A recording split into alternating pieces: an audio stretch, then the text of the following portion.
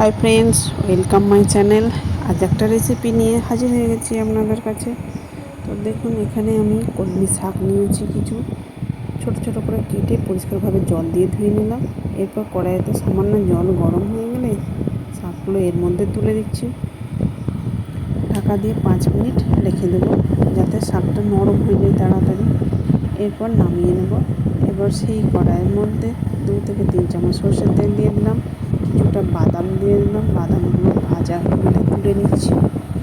এরপর সেই তেলের মধ্যে 3টে শুকনো লঙ্কা দিয়েছি আর দিয়েছি পেঁয়াজ কুচি। তো পেঁয়াজটা হালকা গোল্ডেন কালার হয়ে আসলে তার মধ্যে দিয়ে দিচ্ছি 1/2 চামচ রসুন বাটা। তো রসুনের কাঁচা গন্ধটা চলে গেলে এরপরে সিদ্ধ করে রাখা কলমি শাকগুলো আমি দিয়ে দেবো। এরপরে ভালোভাবে সবগুলো মিশিয়ে নেব।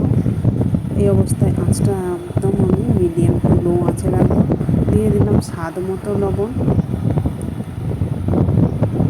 তো আমার চ্যানেলে যেখান থেকে দেখছেন একটা সাবস্ক্রাইব করার অনুরোধ রইল।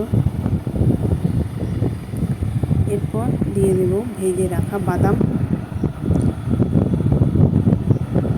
তো শাকটার আরও টেস্ট বাড়ানোর জন্য দিয়ে দিচ্ছি কোরানো নারকেল। দেখুন, আমার শাক ভাজা প্রায় হয়েই গেছে। তো রেসিপিটা যদি ভালো লেগে থাকে লাইক, কমেন্ট, শেয়ার করতে ভুলবেন না। দেখুন, এখানে আমি নিয়ে নিয়েছি ভাত, শাক ভাজা, পটল ভাজা, মাছের ঝাল, ডাল, পোস্ত আর চিকেন কারি।